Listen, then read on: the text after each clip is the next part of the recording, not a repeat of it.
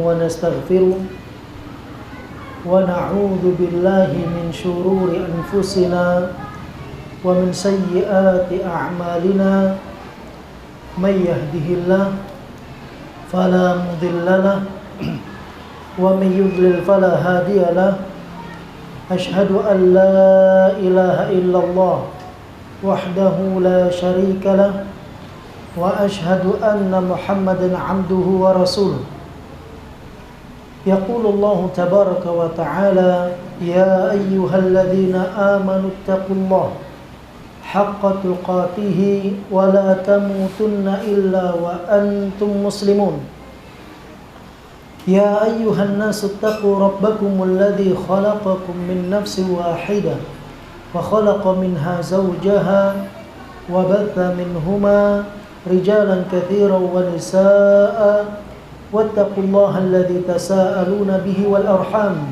إن الله كان عليكم رقيبا يا أيها الذين آمنوا اتقوا الله وقولوا قولا سديدا يصلح لكم أعمالكم ويغفر لكم ذنوبكم ومن يطع الله ورسوله فقد فاز فوزا عظيما أما بعد فإن أصدق الحديث كتاب الله وخير الهدي هدي محمد صلى الله عليه وسلم وشر الأمور محدثاتها وكل محدثة في الدين بدعة وكل بدعة ضلالة وكل ضلالة في النار Ikhwani wa akhwati rahimani Allah wa iyyakum.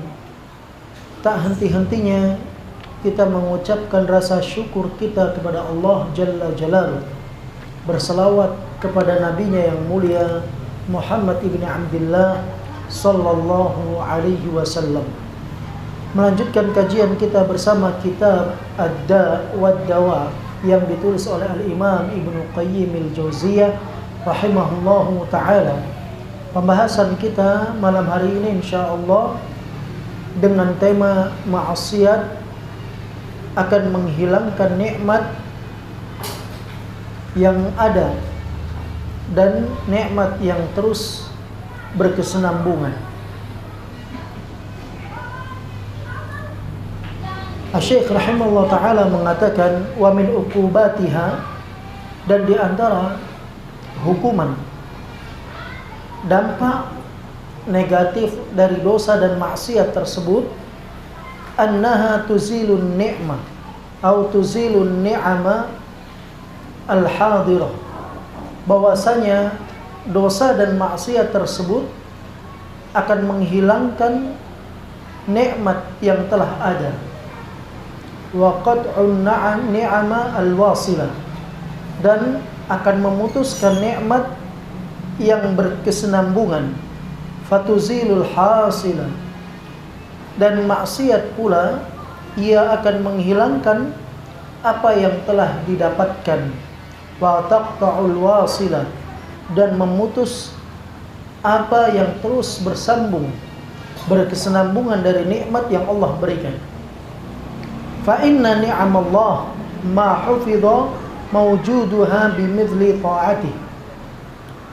Beliau mengatakan bahwa sesungguhnya nikmat Allah tidak ada suatu apapun yang dapat menjaga dan mempertahankannya tentang keberadaan nikmat tersebut dibandingkan ketaatan kepada Allah Subhanahu wa taala. Walastujliba mafquduha bimithli ta'ati, dan tidak ada yang dapat mengembalikan apa yang telah hilang dari nikmat tersebut dibandingkan ketaatan kepada Allah Subhanahu wa taala. Fa innama indahu la yunalu illa bi ta'atih, karena sesungguhnya segala apa yang berada di sisi Allah Jalla wa Ala tidak dapat diraih kecuali dengan ketaatan kepadanya. Wa qad ja'alallahu subhanahu likulli syai'in sababan wa afatan. Sungguh Allah Jalla wa Ala telah menjadikan segala sesuatu terdapat sebab serta perusaknya. Sababan yajlibuhu wa afatan tubtilu. Sebab untuk mendatangkan nikmat dan perusak untuk menghilangkannya. Faja'ala asbaba ni'amihi al-jalibata laha ta'atuh. Allah menjadikan sebab-sebab untuk mendatangkan nikmat yang Allah berikan kepada hamba dengan ketaatan. Wa afatiha al-mani'ata minha ma'siyatuh. Adapun yang menghalanginya dan merusak nikmat tersebut adalah dosa dan maksiat. Fa idza aradallahu hifdha ni'matihi 'ala 'abdihi alhamahu ri'ayatuhu bi ta'atihi fiha. Beliau katakan, apabila Allah berkehendak untuk menjaga agar nikmatnya terus terdapat pada diri hambanya, maka Allah Jalla wa'ala akan mengilhamkan kepada hambanya untuk senantiasa menjaga ketaatan kepadanya. Wa idza arada zawalaha anhu khadalahu hatta asahu biha. Apabila Allah Subhanahu wa taala ingin menghinakan hambanya, ingin merendahkan hambanya, maka apabila Allah Subhanahu wa taala ingin menghilangkan nikmat dari hambanya, Allah akan menghinakannya dengan cara hamba tersebut mempergunakan nikmat tersebut untuk dosa dan maksiat kepadanya. Sampai sini, ini adalah hal yang mesti diperhatikan bagi setiap orang yang beriman. Nikmat itu ada hissiyah, ada ma'nawiyah. Nikmat hissiyah itu nikmat yang sifatnya materi atau kesehatan dan lain sebagainya. Apakah dia rumah yang luas, istri yang cantik, salehah, punya pekerjaan yang baik, kemudian punya kebun, punya tunggangan, punya harta, itu bagian daripada nikmat yang Allah berikan kepada hambanya. Ada pula nikmat yang kedua, nikmat ma'nawi, yang sebagian manusia tak menganggap itu adalah nikmat. Ketika dia bisa memeluk agama Islam dengan menteladani sunnah Rasul SAW, itu bagian daripada nikmat yang Allah berikan kepada hambanya. Tapi perlu diketahui jamaah, seakan Syekh di sini membicarakan nikmat yang sifatnya adalah hissi. Sifatnya adalah hissi. Artinya kepada hal yang sifatnya tampak, seperti harta dan lain sebagainya. Dan beliau menggambarkan kepada kita bahwa nikmat yang Allah berikan kepada kita itu akan hilang lambat laun dengan adanya dosa dan maksiat. Tidak ada sesuatu yang dapat menjaga tetapnya nikmat tersebut atau mengembalikan nikmat yang hilang dibandingkan ketaatan kepada Allah Subhanahu wa ta'ala.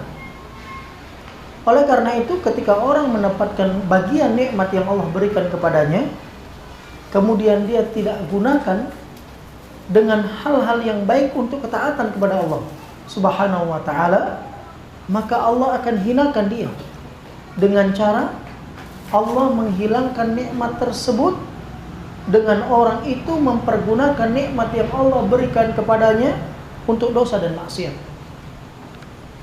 Makanya ada ungkapan sebagian ulama yang mengatakan Allah Subhanahu wa ta'ala memberikan nikmat dari langit, Allah turunkan nikmatnya, engkau berikan maksiatnya ke langit. Allah berikan nikmat dari langit menuju dunia ini kepada hamba-hambanya, tapi sebagian hamba membalas nikmat tersebut dengan dosa dan maksiat. Dengan dosa dan maksiat. Oleh karena itu, bentuk syukur nikmat itu tidak dikatakan bersyukur terhadap nikmat kecuali dia gunakan nikmat tersebut untuk ketaatan. Untuk ketaatan. semakin besar nikmat yang dia diberikan oleh Allah kepadanya. Apabila nikmat itu semakin mendekatkan dirinya kepada Allah, maka itu adalah nikmat yang baik untuknya. Karena sebaik-baik harta adalah harta yang dipegang oleh hamba yang soleh. Dan sejelek-jelek harta adalah harta yang dipegang oleh hamba yang fasik, yang fajir. Dengan harta tersebut dia gunakan untuk dosa dan maksiat kepada Allah Jalla wa'ala. Apabila Allah menginginkan kehinaan kepada hamba itu, maka hamba itu akan menggunakan nikmat yang Allah titipkan kepadanya untuk dosa dan maksiat. Untuk dosa dan maksiat. Maka kalau kita mendapatkan nikmat yang Allah berikan kepada kita, kita perhatikan lagi, untuk apa nikmat tersebut?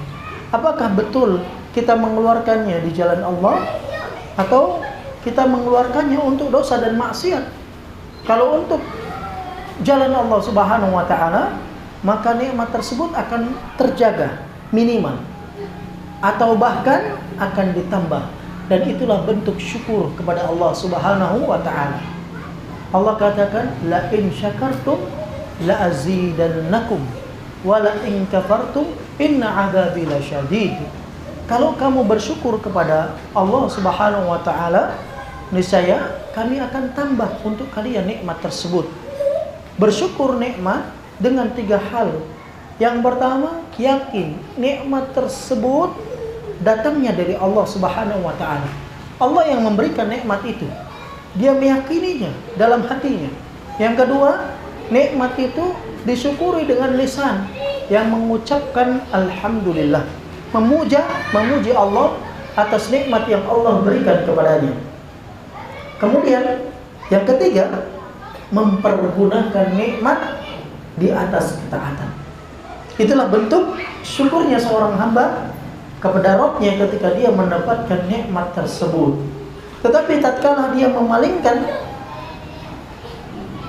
dari 3 hal ini, maka tak ubahnya dia seperti Qarun yang berkhianat kepada Allah Jalla wa'ala ketika dia diberikan nikmat yang besar, harta yang melimpah, pasukan yang banyak, pangkat jabatan yang mulia, tapi ternyata akhirnya dengan harta dirinya dia tidak gunakan di jalan Allah. Allah marah, Allah murka. Karena maksiat yang dia lakukan, bukan 1-2 hartanya hilang, bahkan dirinya pun dimatikan, tenggelamkan dalam perut bumi. Qarunnya, pasukannya, hartanya, dan istana Qarunnya dimasukkan ke dalam perut bumi. Antum bayangkan ini, ketika dia tidak mempergunakan dan tidak mengakui nikmat itu datangnya dari Allah. Ingat jemaah, nikmat Allah Subhanahu wa taala, kata Nabi sallallahu alaihi wasallam, fa inna ma 'indahu la yunalu illa bi ta'ati. Sesungguhnya apa yang berada di sisi Allah dari nikmat-nikmat kebaikan-kebaikan itu enggak bisa didapat kecuali dengan ketaatan. Berarti kita bisa mengambil faedah bahwa nikmat ketika Allah meletakkan rezeki yang ditetapkan oleh Allah kepada kita tatkala kita dalam perut ibu kita, itu rezeki letaknya bukan di bumi, jadi itu rezeki letaknya di langit. Kita hidupnya di mana? Di bumi. Allah katakan wa fis samai rizqukum wa ma tu'adun. Di langit rezeki kalian, dan apa yang Allah sudah janjikan untuk kalian itu adanya di langit. Terus bagaimana untuk menurunkan nikmat itu? Kita di bumi. Bagaimana mendatangkan nikmat tersebut? Tidak ada sesuatu dengannya seseorang dimudahkan mendatangkan rezeki dan nikmat yang Allah berikan kepadanya dibandingkan ketaatan. Puncak taat itu apa? Puncak ketaatan itu apa? Ada yang tahu? Puncak ketaatan itu apa? Hah? Puncak ketaatan itu takwa cuma. Makanya ketika kita disuruh ibadah, tujuannya untuk apa? untuk takwa. Seperti firman Allah, ya ayyuhalladzina amanu kutiba alaikumus shiyam kama kutiba alal ladzina min qablikum la'allakum tattaqun. Allah perintahkan kita berpuasa untuk target besar. Apa targetnya? Yaitu takwa.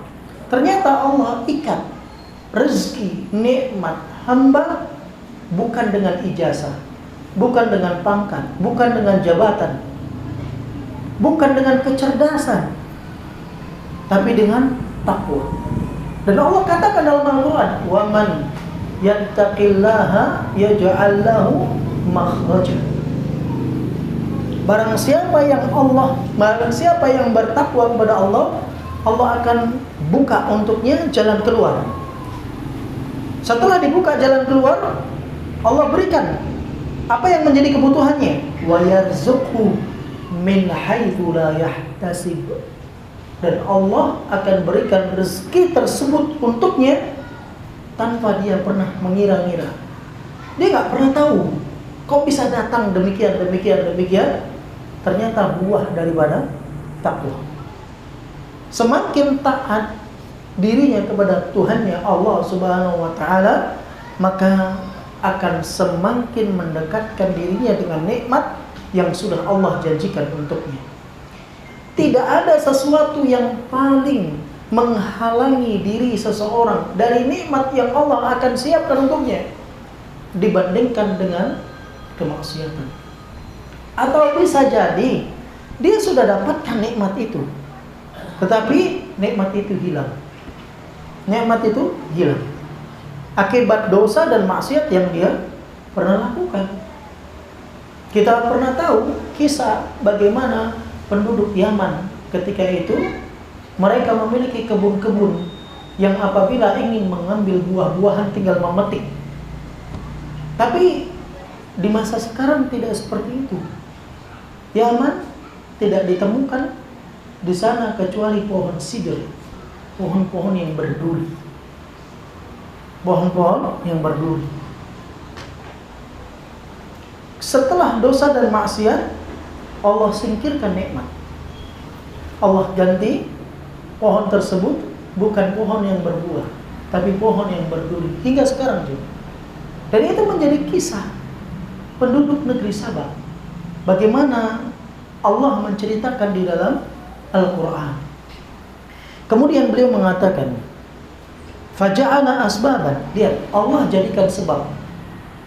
Sebab, ada akibat. Sebab ketaatannya, Allah datangkan nikmatnya.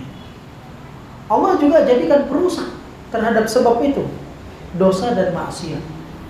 Ketika ada dosa dan maksiat, akan ada nikmat yang hilang.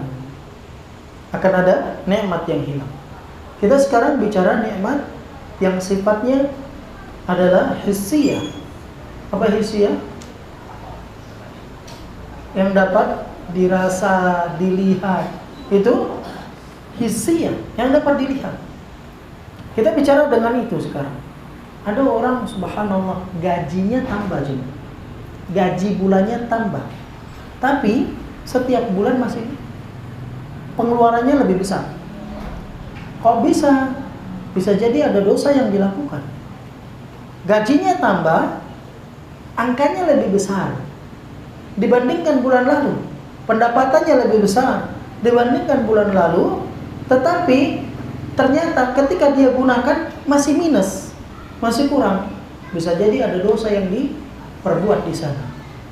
Bisa jadi ada dosa yang diperbuat di sana. Ada orang Masya Allah gajinya sebulan 30 juta, 40 juta, tapi biaya berobatnya sebulan 150 juta. Bisa demikian.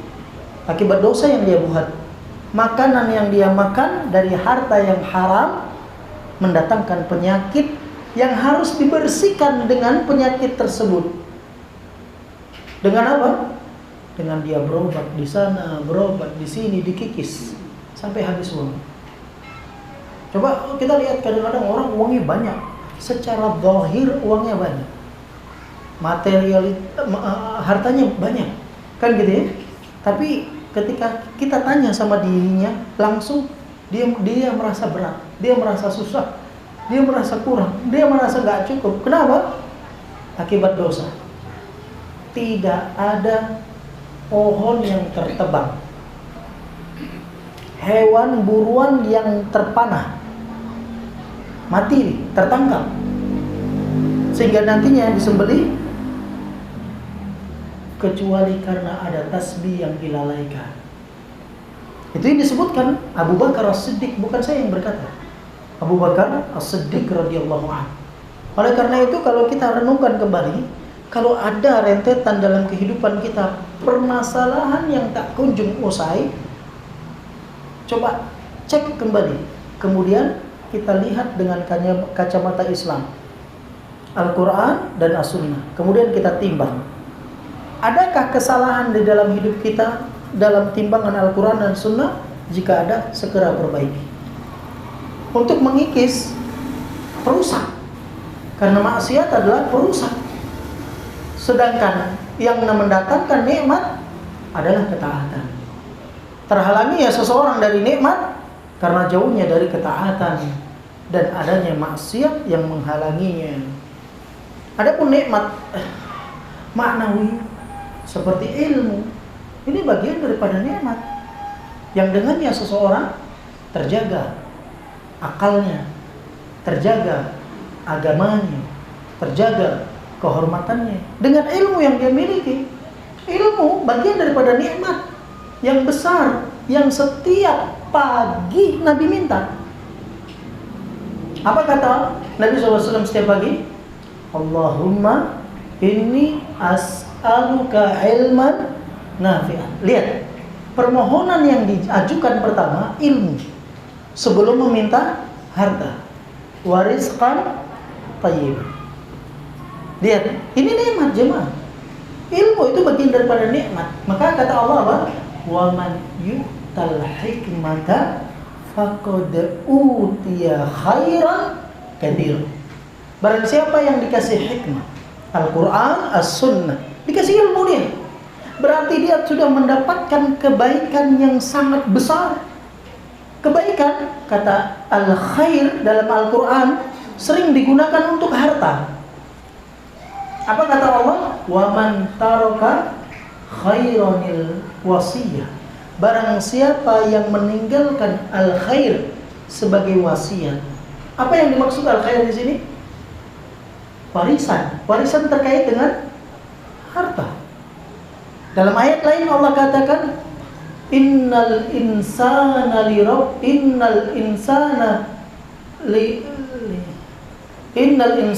hubbil khairi lasyadid. Sesungguhnya manusia terhadap al-khair kecintaannya sangat kuat. Apa al-khair di sini? Harta. Antum bayangkan itu. Bagaimana nikmat yang Allah berikan. Ternyata jemaah, ilmu bagian daripada nikmat. Ketika adanya maksiat, ilmu itu akan pergi atau terhalang masuk. Oleh karenanya kita ingat kisah Imam Ahli Sunnah wal Jamaah, Imam Asy-Syafi'i, Abu Abdullah Muhammad ibn Idris Asy-Syafi'i, ketika dia datang kepada gurunya. Siapa gurunya? Waqi' ibnu Jarrah. Ketika berkata, syakautu ilal Waqi' an su'i hifdhi fa arsyadani ila tarkil ma'asi faqala fa inna ilma nurun wa nurullah la yu'ta lil 'asi. Kata Imam Waqi' ibnu Jarrah kepada Imam Syafi'i, ketika Imam Syafi'i mengadu akan jeleknya hafalan, rusak. Lihat, rusak hafalan. Apa sebabnya? Dosa dan maksiat. Dosa dan maksiat. Aku adukan tentang jeleknya hafalanku, rusaknya hafalanku kepada guruku yang bernama Waqi'. Maka dia berikan aku petunjuk. Apa petunjuknya? Sesungguhnya ilmu adalah cahaya. Ingat, ilmu adalah cahaya. Lawan cahaya itu apa sih? Gelap. Berarti jahil itu kegelapan. Bisa dipahami? Ilmu adalah cahaya, berarti kejahilan adalah kegelapan. Kata Imam Waqi' Ibn Jarrah, fa inna ilma nurun, sesungguhnya ilmu adalah cahaya. Wa nurullah la yu'ta lil 'asi. Cahaya Allah enggak akan pernah Allah karuniakan kepada orang yang bermaksiat. Lihat bagaimana rentetan perusak dengan maksiat. Ilmu rusak karena maksiat. Ini akibatnya. Makanya Imam Syafi'i pernah dinasihati oleh gurunya. Siapa guru Syafi'i? Hah? Siapa? Imam Malik ibni Anas. Beliau pernah menasihatkan kepada muridnya, yaitu Syafi'i rahimahullah ta'ala, dengan berkata, wahai Syafi'i, aku melihat Allah telah memberikan kebaikan untukmu, maka jangan engkau hilangkan kebaikan itu dengan dosa yang kamu buat. Lihat, ada kaitannya cuma, ada kaitannya. Nggak bisa. Ilmu itu cahaya, dosa itu kegelapan, sehingga nggak bisa bersatu cahaya dengan kegelapan itu. Oleh karena itu, ketika seorang sudah Allah berikan nikmat, baik nikmat hissiyah atau nikmat ma'nawiyah, maka dia harus menjaganya. Dengan apa? Dengan mempergunakan nikmat itu di atas ketaatan kepada Allah Subhanahu wa ta'ala. Selanjutnya, Syekh di sini mengatakan wa minal ajab, suatu yang sangat mengherankan. Ilmul 'abdi bidzalika musyahadatan fi nafsihi wa ghairi.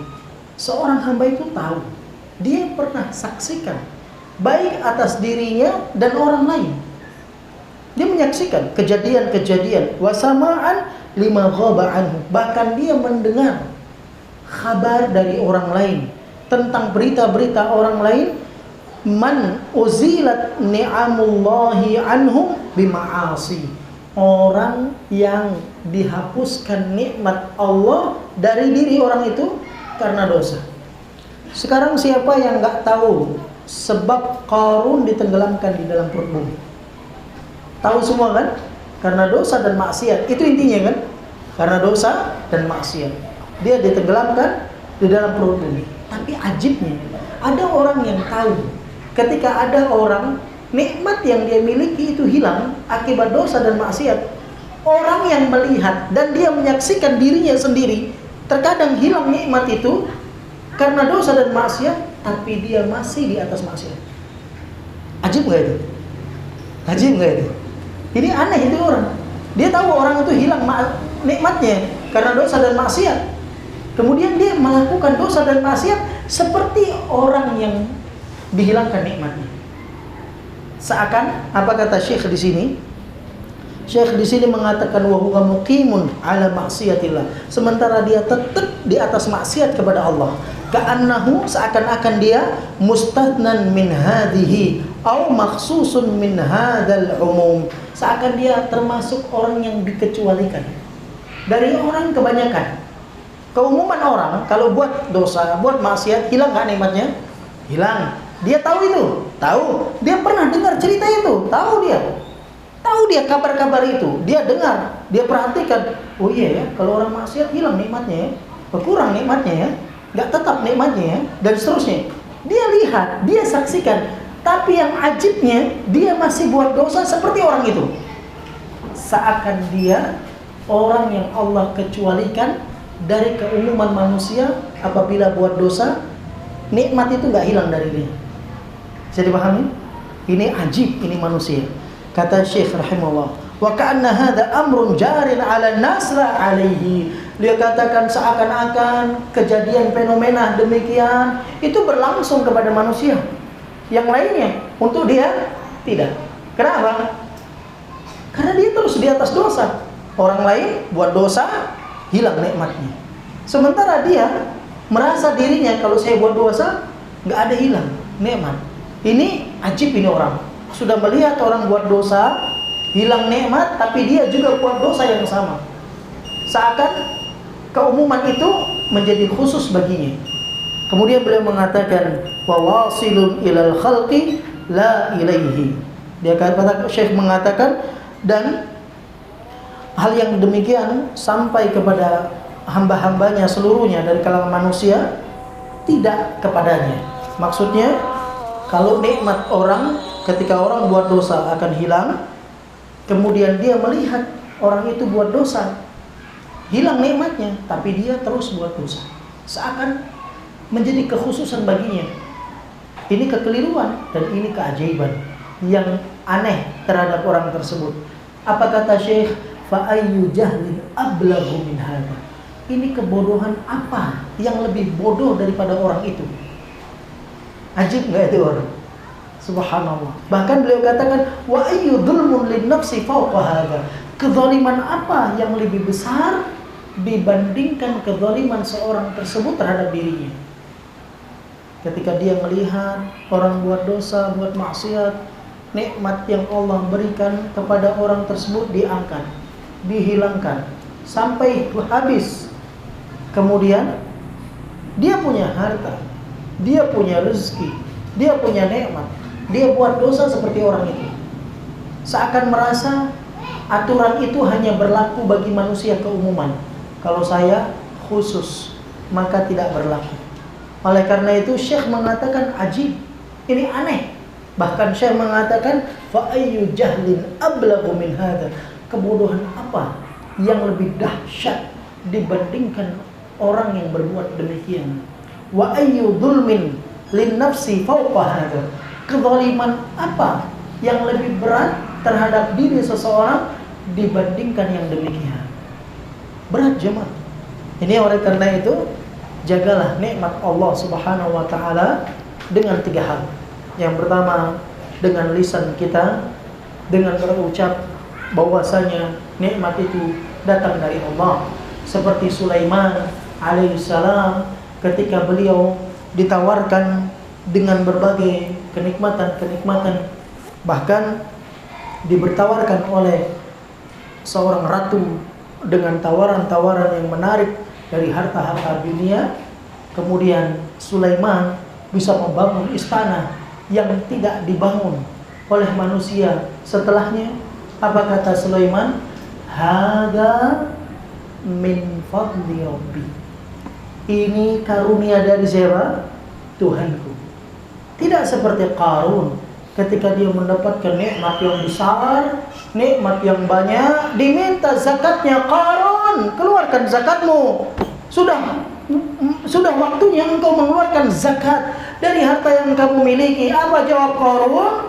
Innama utitu ala ilmin indi. Aku dapat ini karena aku kerja. Aku yang punya ilmu, aku yang belajar, aku yang punya syahadah, aku yang punya doktor. Bukan karena itu juga. Allah murka akibat dia merasa dapat harta tersebut karena kemampuan dirinya. Kan banyak manusia zaman sekarang demikian cuma merasa, kok bisa sukses Pak? Ya ini alhamdulillah, karena saya menyelesaikan kuliah saya, kemudian saya bekerja, saya seperti ini. Inilah saya. Dia merasa semua itu karena kehebatannya, karena kemampuannya, karena ijazahnya, karena pendidikannya yang tinggi. Wallahi, banyak orang yang punya pendidikan lebih tinggi dari kita, hidupnya makan tak makan. Saya pernah tahu jemaah, orang yang lulusan S3, doktor, tapi di luar negeri dia, di Jerman, pulang ke Indonesia jadi apa? Jadi pemulung jemaah. Nah itu bayangkan, kalau kita rezeki orang dihitung dengan ijazahnya, tentu orang-orang yang punya ijazah tinggi maka rezekinya akan besar, akan banyak. Tapi antum lihat setiap universitas, berapa persen di antara mereka begitu wisuda geser tali dikit, gitu Pak ya, geser dari kanan ke kiri atau kiri ke kanan, saya sudah lupa, pokoknya digeser sekali. Di hari itu dia bahagia, lepas dari itu kesana kemari membawa selebar kertas, kesana kemari membawa selebar kertas. Untuk apa?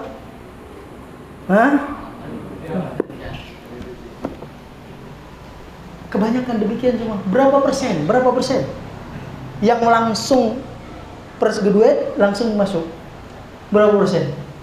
Sangat sedikit. Kalau sekiranya rezeki itu dengan ijazah, maka niscaya orang-orang yang punya ijazah rezekinya cemerlang. Tapi tidak. Bukan berarti disalahkan, tidak disalahkan. Ambil sebabnya. Ya, itu sebab. Jangan dijadikan dia musabbab. Bisa dipahami? Bergantunglah kepada yang memberi sebab, jangan bergantung kepada sebab. Mengambil sebab bagian daripada usaha, dan itu tawakal yang diperintahkan.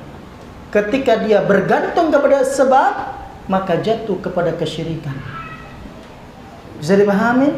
Oleh karena itu jemaah, bergantung kepada Rabbul Musabbib, Allah yang memberikan segala sebab. Bergantung kepadanya. Yang memberikan rezeki siapa? Allah. Allah janjikan wa fis samai rizqukum wa ma tu'adu. Rezeki kalian di mana? Di langit. Dan ajibnya, Allah Jalla wa Ala itu telah memberikan rezeki kita kepada kita pada saat di mana? Dalam perut ibu kita. Di usia 4 bulan dicatat 4 hal. Apa saja? Tentang ajalnya, kemudian rezekinya, kemudian kebahagiaan atau kesengsaraannya, kemudian amalnya. Apa kata Rasulullah dalam hadis Abdullah ibnu Mas'ud dari Imam Muslim? Beliau mengatakan, haddatsani Shadiqul Masduq. Kemudian beliau mengatakan, qala inna ahadakum la yujma'u fi batni ummihi 40 yawman nutfah thumma yakunu mudghatan mithla dhalik thumma yakunu 'alaqatan mithla dhalik thumma yursalu ilayhi ar-ruh wa yunfakhu wa yu'maru fihi 4 kalimat wa yunfakhu fihi ruh wa yu'maru bi 4 kalimat.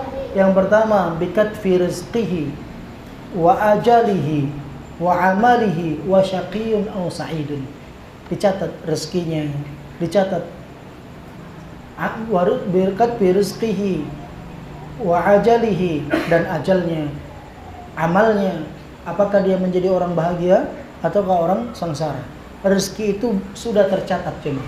Tinggal lagi, apakah kita mau ngambil dengan cara yang halal atau kita ngambil dengan cara yang haram. Tidak tertukar. Sudah paham?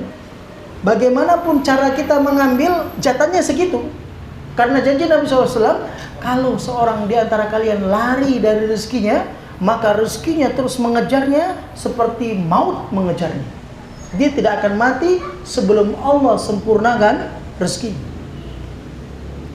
Rezekinya sudah ditetapkan. Tinggal lagi, kata Nabi SAW, fa'ahsinu fit talab, maka berbaguslah kalian dalam mengambil rezeki. Sudah ada catatan fulan 1 miliar sampai mati. Belum 1 miliar, kurang 100 rupiah, nggak mati dia. Sampai 1 miliar baru mati dia. Ada orang subhanallah pengen nunggu dapat dia. Nunggu rezeki dia, dapat dia. Begitu dapat rezeki berat 5 miliar. Besoknya langsung mati dia. Setelah dapat warisan dari orang tuanya, bagi-bagi deal, sudah dibagi. Dapat dipegang tangan dia, mati dia. Karena rezeki dia sudah sampai. Oleh karena itu jemaah, jangan khawatir dengan rezeki. Tapi teruslah berusaha mencari yang terbaik dari Allah Subhanahu wa taala dalam mengambil rezeki akan nikmat yang Allah berikan kepada kita. Billahi taufik. Wa sallallahu ala Muhammadin wa ala alihi wa sahbihi wa sallam. Subhanakallahumma wa bihamdika asyhadu an la ilaha illa anta astaghfiruka wa atubu ilaik. Assalamualaikum warahmatullahi wabarakatuh.